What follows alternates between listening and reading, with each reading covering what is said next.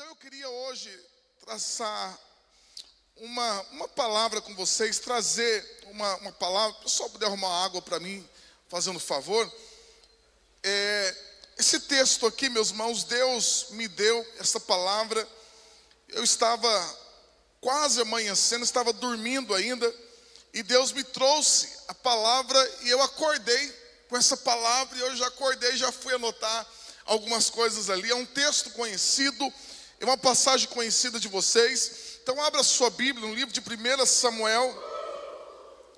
Deus me livre. Vamos fazer melhor aí, gente, vamos lá. Abra sua Bíblia. Aê, nossa, o primeiro não passou do teto aqui, mas esse aí foi. Vamos lá então. 1 Samuel, no capítulo 10, nós vamos ler a partir do verso 5.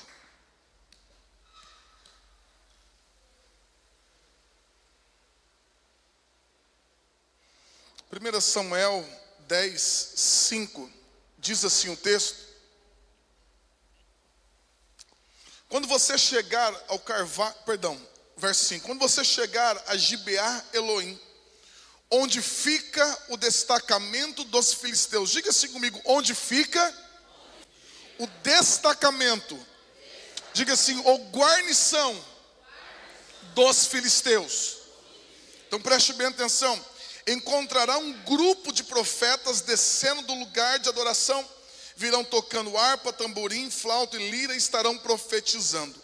Neste momento o Espírito do Senhor virá poderosamente sobre você, e você profetizará com eles e será transformado numa pessoa diferente. Depois que esses sinais se cumprirem, faça o que tiver de fazer, pois Deus está com você. O verso 9: assim que Saul se virou para partir, Deus lhe deu um novo coração, e todos os sinais anunciados por Samuel se cumpriram naquele dia. Ao chegarem a Gibeá, Saul e o servo viram o grupo de profetas vindo em sua direção. Então o Espírito de Deus veio poderosamente sobre Saul, e ele começou a profetizar com eles. Quando aqueles que o conheciam souberam disso, perguntaram uns aos outros: o que aconteceu com o filho de Quis? Acaso Saul também é profeta? Um dos que estavam ali perguntou: qualquer um pode se tornar um profeta, seja quem for o seu pai. Seja quem for o seu pai. Essa é a origem do ditado. Acaso Saul também é profeta? Depois que Saul terminou de profetizar, subiu, diga assim comigo, subiu ao lugar de adoração. O texto termina dizendo: o tio de Saul perguntou a ele e ao servo: onde vocês estavam? Saul respondeu: saímos para procurar as jumentas, mas não conseguimos encontrá-las. Então fomos a Samuel para lhe perguntar aonde estavam. Vamos lá. Quando Deus me trouxe esse texto, eu preguei ele há pouco tempo atrás. Deus me deu exatamente uma palavra que está lá no verso 5.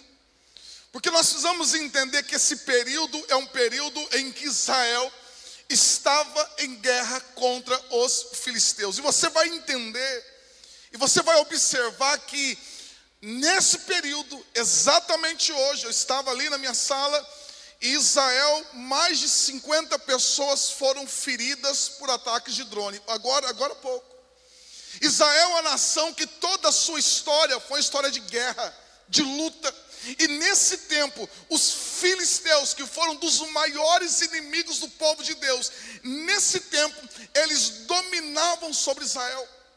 Nesse tempo que nós estamos falando aqui, só para você ter noção, a Bíblia diz que os filisteus, eles tiraram todos aqueles que trabalhavam com ferro, ou seja, os ferreiros, pessoas que tinham habilidade de fazer arma, de fazer lança. Eles tiraram para quê? Para que Israel não tivesse arma, para que Israel não conseguisse guerrear. Esse tempo é um tempo em que o domínio dos filisteus estava muito grande sobre o povo. Então Israel não tinha arma. Por isso que quando Davi, meu irmão, você olha para a história dele, e Davi olha para o gigante e diz: tu vens a mim com espada, com escudo e com lança. Porém eu vou a ti em nome do Senhor dos Exércitos, qual você tem afrontado. É porque naquela época o exército de Israel não tinha armas para lutar. Então olha o nível de opressão, aonde eles não poderiam ter armas, aonde eles não poderiam ter pessoas que trabalhassem com a arte do ferro. E nesse tempo eles dominavam sobre Israel. E aqui, exatamente aqui, o profeta Saul está dizendo que havia uma guarnição, havia um destacamento filisteu. Um exemplo para você entender, é como se uma nação, uma cidade dominasse Tupi Paulista. Em alguns pontos de Tupi Paulista haveria um exército do inimigo sondando a gente, dizendo quem podia entrar, quem podia sair. Exatamente isso está acontecendo. Por isso que o profeta Samuel vai dizer: quando você chegar a Gibeá Elohim, aonde fica um destacamento filisteu. E qual que era a missão do profeta ao Saul, que foi ungido rei? Ele deveria sair da onde ele estava e subir até o monte para adorar. Era a missão que ele havia recebido. Era a missão que o profeta Samuel havia dado a ele. Mas no meio desse percurso, diga assim, no meio do percurso. No meio do percurso, meu irmão, existia um destacamento do inimigo. Então quero dizer para você nessa noite, assim como o profeta Samuel orou pela vida de Saul, ungiu sobre ele, declarou uma palavra profética sobre ele, mas no meio da sua trajetória havia um destacamento filisteu. Entenda, meu irmão, existe um destacamento do inimigo da nossa vida no meio do nosso caminho, impedindo a nossa trajetória. Às vezes você pergunta: por que está tão difícil? Às vezes você olha e você diz, a impressão, meu irmão, que muitas vezes nós temos é que você caminha, você anda, você corre e as coisas estão acontecendo, as coisas vão, mas a impressão é que chega a um determinado ponto que você bate e você não consegue passar dali.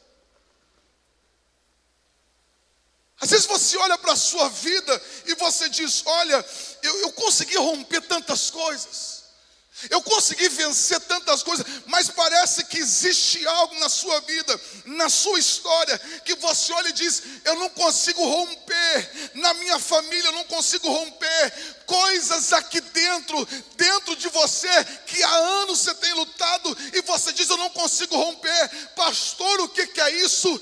Isso é uma resistência, é uma resistência. É uma resistência do inimigo contra as nossas vidas. Por isso que Deus me deu esta palavra dizendo: vencendo a resistência. Porque toda resistência contra a sua vida, você vai passar por cima, meu irmão. Nós vamos superar. Quantos creem? Diga aleluia. Pode aplaudir ao Senhor Jesus.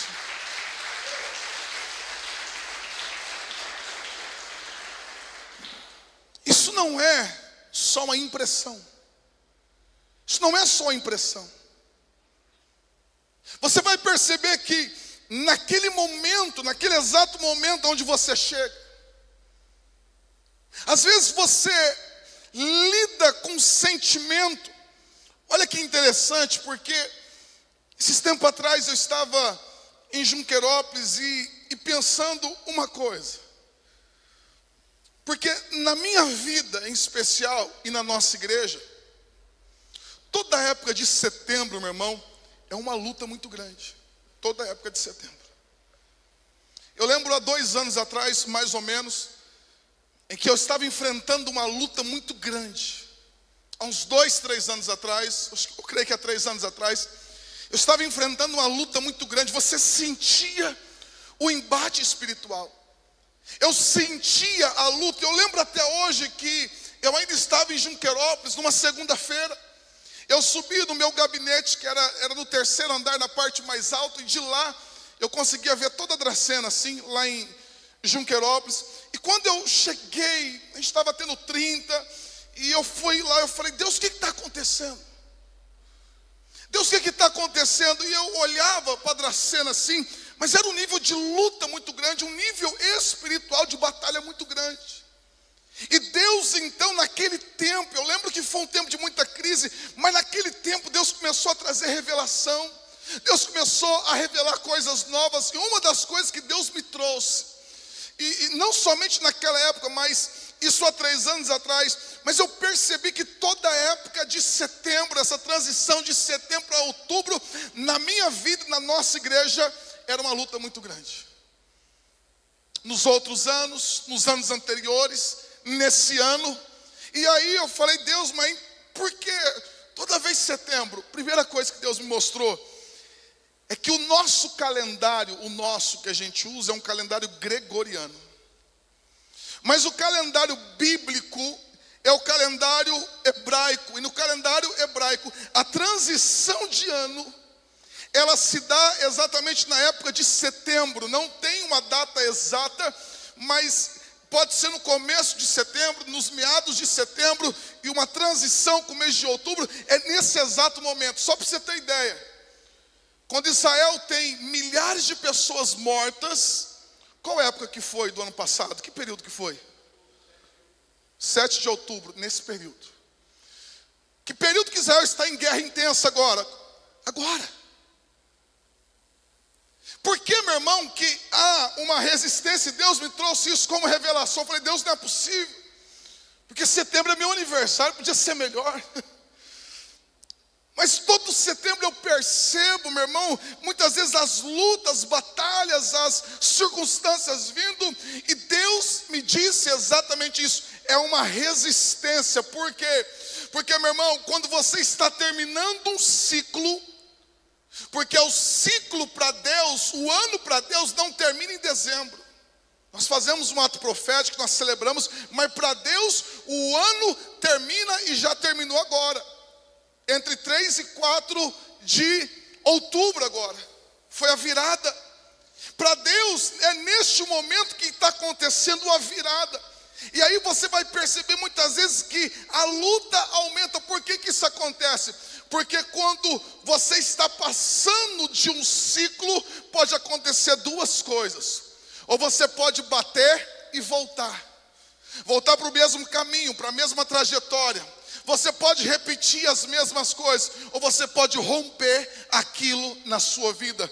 Quando chega, meu irmão, a virada de ano, ou você termina e você entra para um novo tempo, mas vivendo as mesmas coisas, vivendo as mesmas lutas, vivendo os mesmos embates, ou você vence aquela resistência, você vence aquele embate e você começa a viver um novo tempo de Deus na sua vida. Eu não sei se é só na minha vida, ou você percebe também na tua vida que em algum momento, em algum instante, talvez no teu casamento, na tua casa, na tua vida financeira, aqui dentro de você, em mim, meu irmão, era uma época que dava uma tristeza, uma angústia. E aí a gente vai para Deus, porque a gente vai aprendendo a guerrear. A gente sabe que Deus é aquele que não nos abandona. E Deus me trouxe exatamente isso, para que nós possamos, meu irmão, no nome de Jesus, nós não vamos retroceder, nós não vamos voltar para o deserto. O inimigo, ele pode estar à nossa frente, mas nós não vamos voltar. Nós vamos cumprir o propósito que Deus tem. Aquilo que Deus tem para a tua vida vai se cumprir em nome de Jesus. Eu creio nisso. Mas a pergunta é, se tem uma resistência, se o exército filisteu, se o destacamento filisteu, eles estão ali. E por que que eles estavam naquele lugar?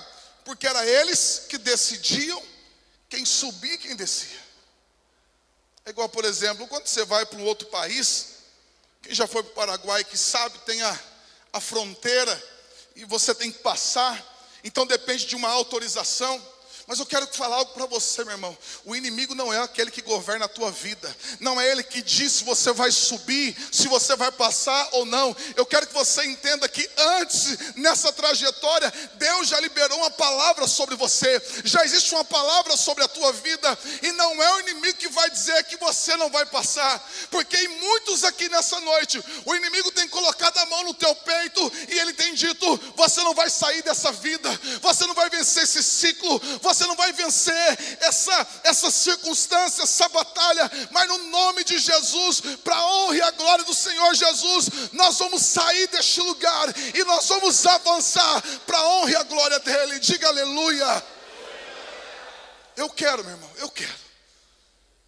Eu não quero mais viver as mesmas coisas. Eu não quero mais andar na mesma direção. Eu não quero mais viver e olhar a luta e retroceder. Não, eu quero vencer e eu quero subir ao Monte Santo do Senhor. A pergunta é: como que nós podemos vencer essa resistência? 3 coisas que Deus me deu. Como que nós podemos vencer essa resistência? Quais são as armas que Deus nos dá para a gente vencer essa resistência? Primeiro, quando o profeta Samuel fala para Saul, ele diz assim: olha, haverá um destacamento filisteu. Mas no verso 5 diz assim: encontrará um grupo de profetas, que eles vêm descendo do lugar de adoração. Olha que interessante, porque o objetivo de Saul é sair da onde ele está, subir ao lugar de adoração, que era no alto do monte, e lá ele adorar a Deus, lá ele prestar o culto a Deus. E olha, meu irmão, como que essa resistência, ela não é só aqui. Se nós formos olhar para o povo do Egito, que estava escravizado mais de 400 anos, que Deus levanta Moisés, Deus levanta Arão para libertar o povo. Todas as vezes que Moisés ia diante de Faraó, Faraó endurecia o seu coração. Por isso que vinham as pragas. Por que as pragas vieram sobre a nação do Egito? Porque Faraó dizia: pode ir, mas de repente ele dizia: vocês não vão, vocês vão ficar aqui. Faraó diz assim: não, vocês, porque Moisés chegava para Faraó e dizia: deixa o meu povo ir para que nós possamos prestar culto. E ele faz 4 propostas. Ele diz assim: não, fica aqui, adora aqui mesmo. Não, mas não é aqui que Deus nos chamou. E aí ele diz: não, olha, tudo bem, Deus manda a praga. Ele diz: tudo bem, pode ir, mas não vá muito longe, fica aqui por perto. Depois ele diz assim: olha, vamos fazer o seguinte, pode ir, todo mundo, mas os vossos velhos, eles vão ficar aqui. E por último ele diz: olha, não tem jeito, vocês podem ir, mas toda a riqueza vai ficar no Egito, vocês não vão levar nada. E Moisés diz assim: nós vamos sair deste lugar, nós vamos adorar a Deus no deserto, irá conosco os nossos filhos, os nossos pais, e toda a riqueza que Deus nos deu, nada ficará no Egito. Olha a resistência. Se você for olhar para a Bíblia, você sempre vai entender que existe uma resistência. Como que a gente vence isso? A Bíblia fala desse grupo de profetas que vem descendo, que estão no alto do monte. Aonde que está a chave aqui? Primeiro, não são qualquer pessoas. É um grupo de profetas. É um grupo de homens. Aqui eles dizem que havia uma escola de profetas, e esses profetas aqui eram discípulos do profeta Samuel. Eram homens que estavam na presença de Deus, eram homens que temiam a Deus. E se eles estavam descendo do monte, é porque eles já tinham passado pelo destacamento filisteu. Eles poderiam subir e eles podiam descer. Esses homens aqui são homens cheios de unção. O texto vai dizer que quando eles vêm descendo, e eles vêm com cânticos alegres, eles estão profetizando, o Espírito Santo está se movendo no meio deles. Como que eu venço a resistência? Primeiro, não se vence essa resistência sozinho. Você nunca vai conseguir romper essa resistência na sua vida sozinho. Por quê, pastor? Olha o que diz a Bíblia no livro de Provérbios, Provérbios capítulo 18. Provérbios capítulo 18, o verso 1. Olha o que diz a Bíblia. Tem a versão NVI que diz assim: Deixa eu ler nessa minha outra, eu tenho mais uma versão aqui. Provérbios, capítulo 18, o verso 1. Eu quero ler um texto, um versículo. Na NVT, ela vai dizer assim, ó: quem vive isolado se preocupa apenas consigo mesmo e rejeita todo bom senso. Mas na Almeida Revista e Corrigida diz assim, ó: busca seu próprio desejo aquele que se separa e insurge contra a verdadeira sabedoria. Olha o que diz a palavra. A Almeida Revista e Atualizada diz: o solitário busca o seu próprio interesse e insurge contra a verdadeira sabedoria. Tem uma outra versão, a NVI, que diz: quem se isola se rebela contra a sensatez. Meu irmão, a Bíblia está dizendo que quem se isola, quem decide andar sozinho, quem decide caminhar sozinho, a Bíblia diz que ele insurge, que ele se rebela contra a verdadeira sabedoria. Olha que interessante. Porque o profeta não fala para Saul: não, você vai vencer, você vai. Ele diz assim, ó: está descendo um grupo de profetas. E a Bíblia diz que quando esse grupo de profetas está descendo, profetizando, cantando, tocando seus instrumentos, meu irmão, a Bíblia diz que por causa daquilo, o Espírito de Deus também iria tomar Saul e ele iria profetizar com eles. Aquele grupo de profetas, quando Saul se junta a eles, ele se torna como eles. Entenda uma coisa, meu irmão, que relacionamentos, eles nunca são neutros. Não existe relacionamentos neutros. Não existe amizades, não existe convívio neutro. Todo relacionamento, ou ele vai te levar para cima do monte, para o lugar de adoração, ou ele vai te levar para baixo, ou você vai retroceder. Então ele está dizendo, o texto de Provérbios está dizendo assim: olha, aquele que se isola, aquele que não entendeu o poder da unidade, ele insurge, ele se rebela contra a verdadeira sabedoria. Irmão, quando a gente fala assim para você: vai para uma célula, queria que você participasse, não é porque a gente quer mais números, não é porque a gente quer arrumar mais uma programação para você, é porque nós entendemos um princípio da palavra de Deus, que existe um poder na palavra de Deus que diz que quando você se junta, que quando você sai do isolamento, que quando você decide não mais caminhar sozinho, esta resistência na sua vida, ela não vai mais te parar, ela não vai ter mais poder de dizer para você: você não vai romper. Por quê? Porque existe um poder na comunhão, existe um poder nos relacionamentos. Eu queria que você entendesse isso, meu irmão. Eu queria que esta revelação, eu queria que essa palavra entrasse. Então, toda solidão, todo isolamento é uma grande falta de sabedoria. A Bíblia está dizendo que é lutar, é você sair no tapa contra a verdadeira sabedoria. Não há sabedoria nenhuma no isolamento, porque no isolamento existe fraqueza. No isolamento você não tem capacidade para romper. No isolamento, meu irmão, muitas vezes quando a gente está passando, o nosso coração, a nossa carne, ela quer se isolar, ela quer encontrar um canto, mas a tua carne não quer que você rompa. Mas eu não quero estar lá, pastor. Eu sinto assim de estar mais em casa, de estar mais isolado. A tua alma, que muitas vezes adoeceu, ela não quer que você rompa, mas ela quer que você continue andando em círculos na tua vida. Não faça isso. Você está recebendo a palavra hoje, dizendo como a gente pode vencer toda essa resistência. E a primeira coisa é essa. Existe um versículo, meu irmão, projeta para mim fazendo favor, Eclesiastes 4:9.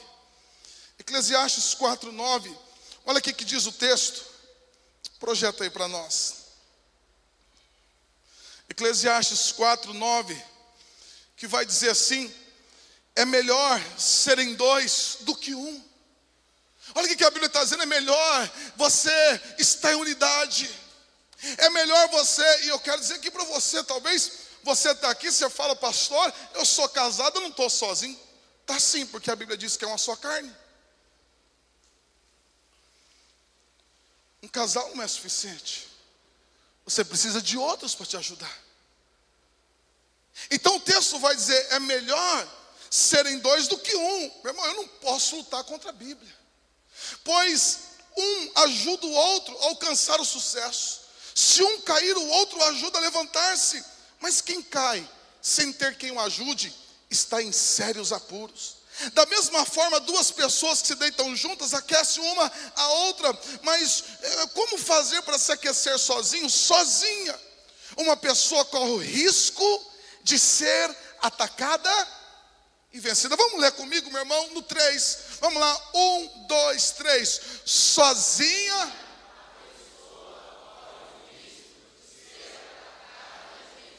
Amém? Sozinho. A Bíblia, que é a palavra de Deus, ela está dizendo que a pessoa ela corre um sério risco de ela acabar sendo atacada e vencida.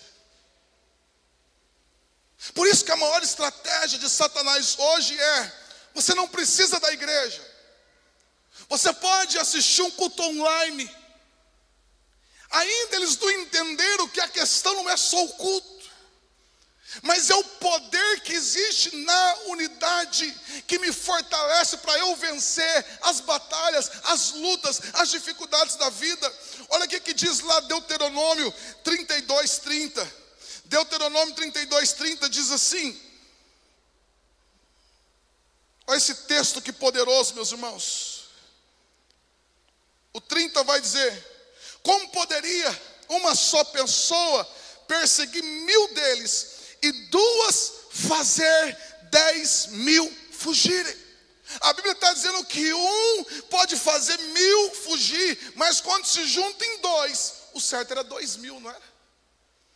Mas existe um poder nessa unidade, que quando você se junta com pessoas que estão dentro do mesmo propósito, que também estão caminhando para aquilo que Deus tem para a tua vida, a tua capacidade diante do inimigo, ela aumenta 10 vezes mais. O inimigo não teme você sozinho.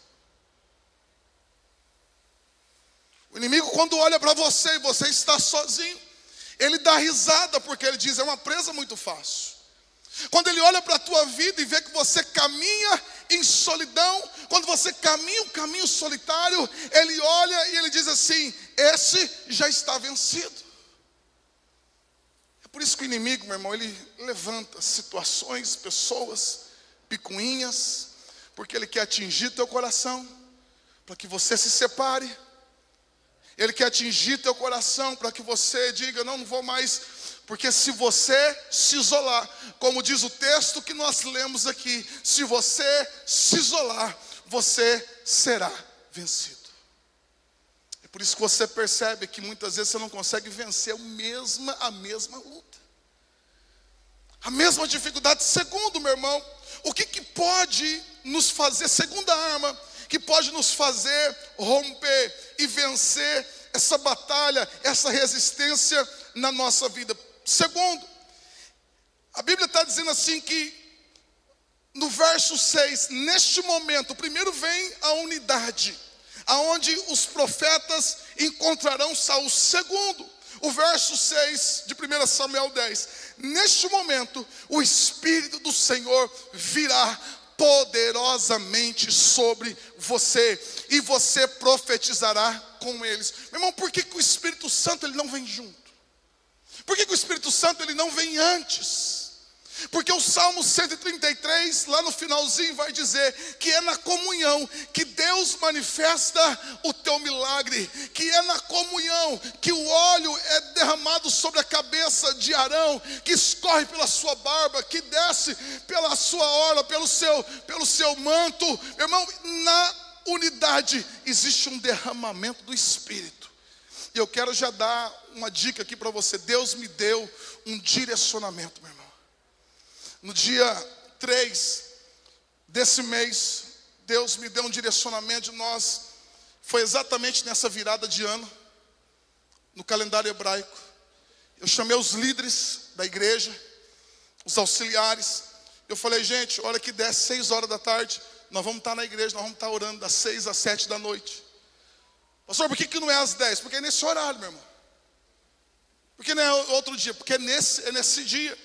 E aí nós vamos estar orando. E Deus me disse que uma nova unção vai estar sendo derramada. Porque a unção velha, ela já serviu para um momento, mas para o novo que Deus tem, para os novos desafios, essa unção não funciona mais. E nós chamamos os nossos líderes aqui, nós oramos, foi uma presença de Deus.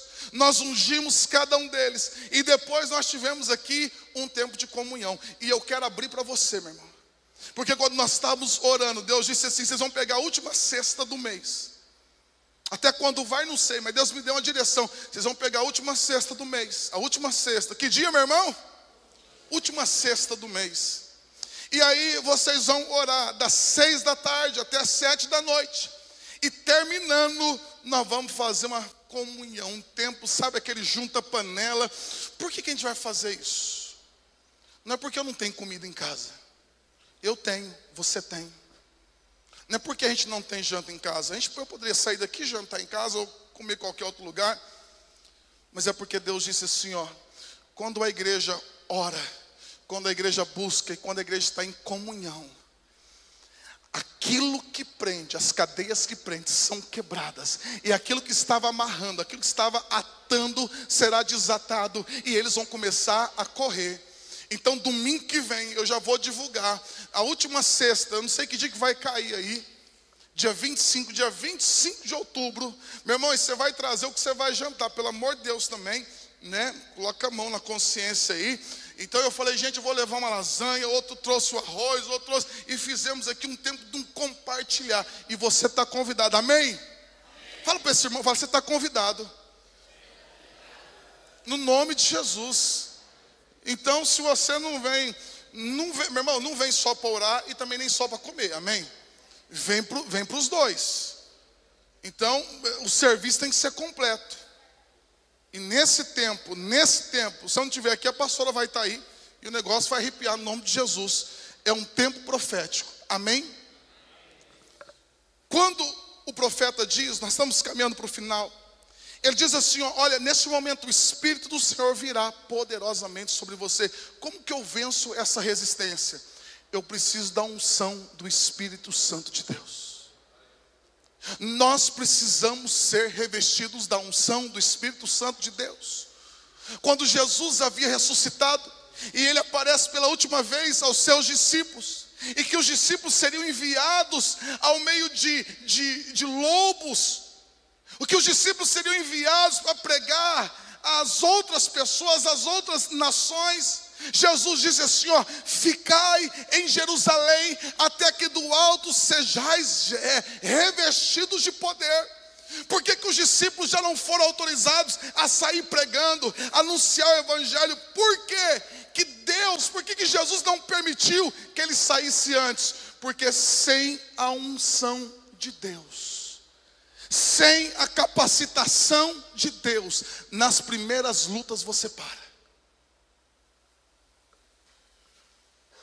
Por que muitas vezes você vê gente fraquejando, gente parando? Porque não tem uma unção do Espírito Santo. Porque não tem uma unção de capacitação. Porque não tem uma unção. Por que é unção, pastor? É uma capacitação de Deus para que você possa enfrentar batalhas. É uma capacitação de Deus para que você possa vencer os inimigos. Davi, antes de vencer o Golias, ele tinha sido ungido pelo profeta Samuel. Antes de Jesus enviar os seus discípulos para Jerusalém, Judeia, Samaria, aos confins da terra, eles receberam a unção do Espírito Santo, porque quando a unção do Espírito Santo de Deus vem sobre a nossa vida, meu irmão, nós somos tomados de uma ousadia, nós somos tomados de uma ira santa.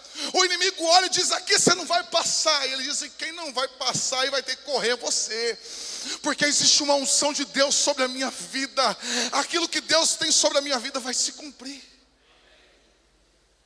Quantas vezes, diante de batalhas, quando num desses períodos eu estava enfrentando uma luta muito grande, Deus me disse exatamente assim: para um novo tempo você precisa de uma nova unção.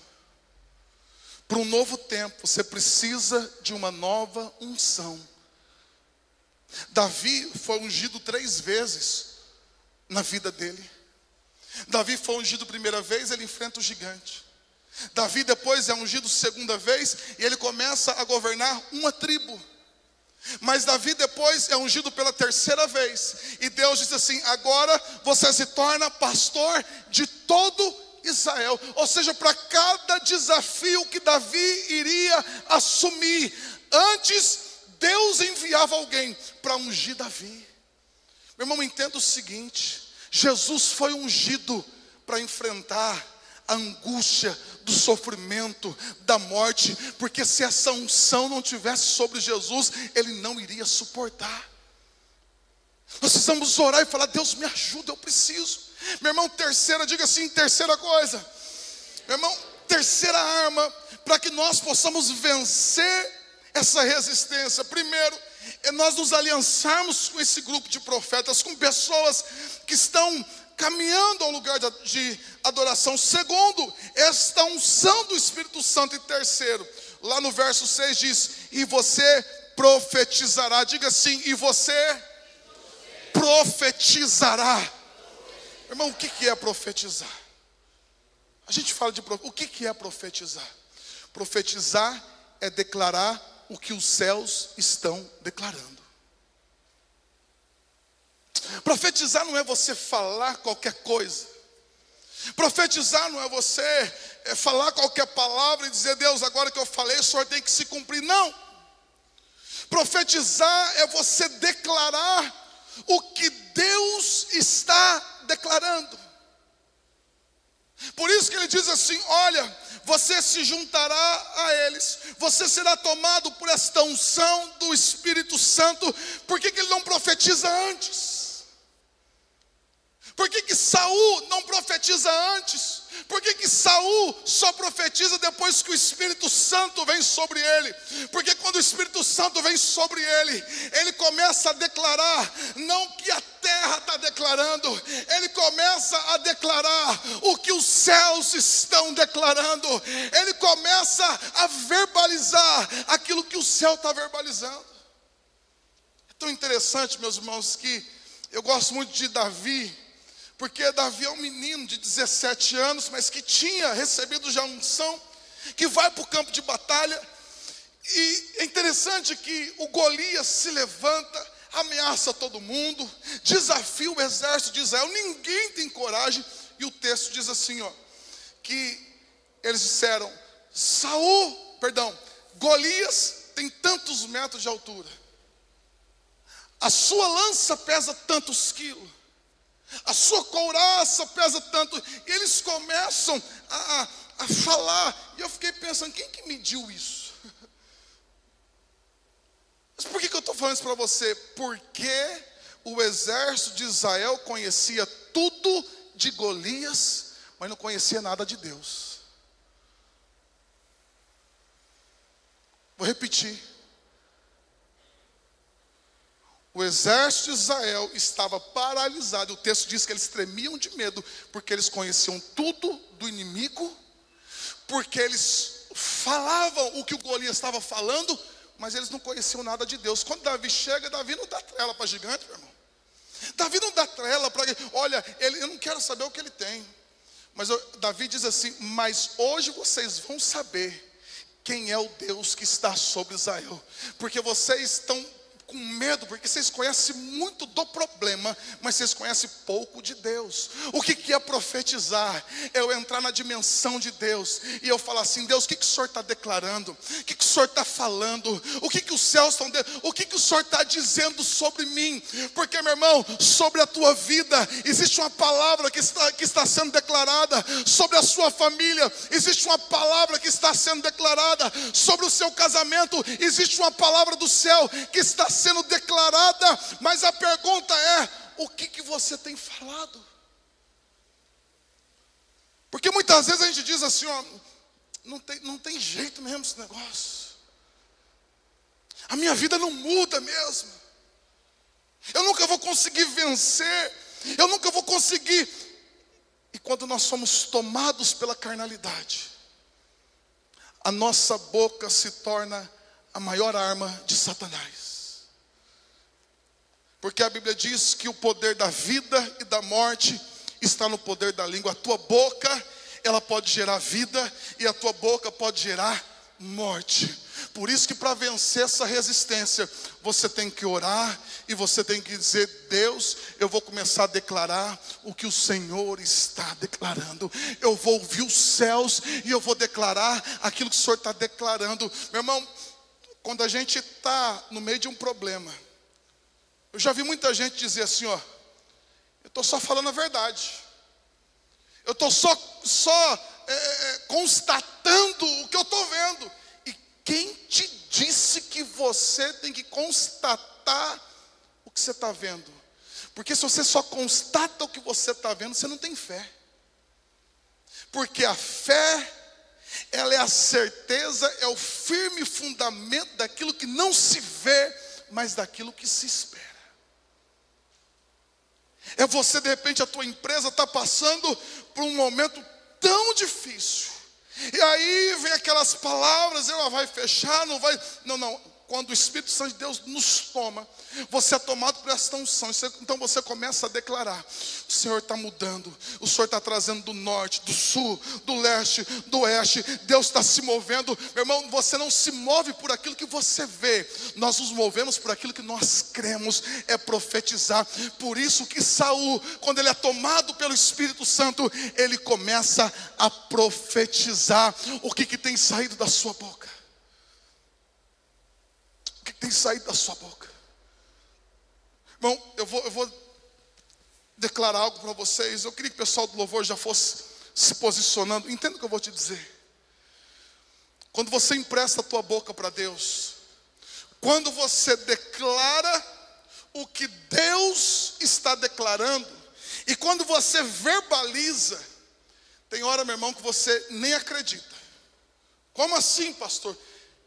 Tem muitas vezes que eu emprestei a minha boca para Deus, mas eu estava vivendo um momento tão difícil que eu não conseguia acreditar. Eu não conseguia acreditar.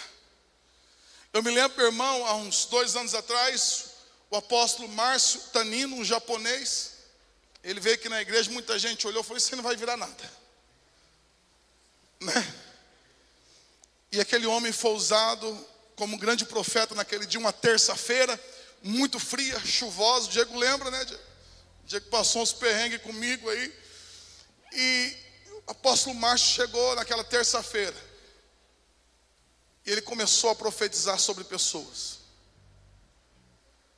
E muitos aqui têm vivido hoje o que ele profetizou. Eu lembro que eu estava sentado ali, ele aqui, ele olhou para minha esposa e disse: sabe, você tem uma lista, e dessa lista aí Deus está ticando os teus sonhos, os teus...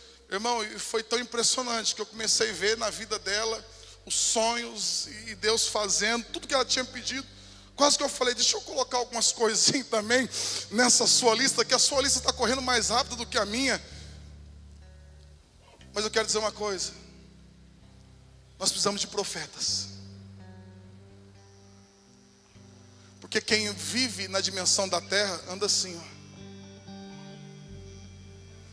Porque só vê a desgraça, só vê a dor, só vê o sofrimento. Mas quem vive na dimensão do céu, do sobrenatural, ele é tomado de uma alegria, por isso que João está lá na ilha de Patmos, e de repente é isso que ele vê, o Cordeiro de Deus.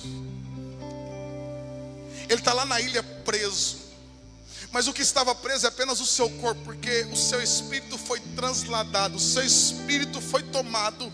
E João conseguiu ver o Cordeiro de Deus, aquele que os seus cabelos são brancos como a neve, aquele que os seus pés são como latão reluzente.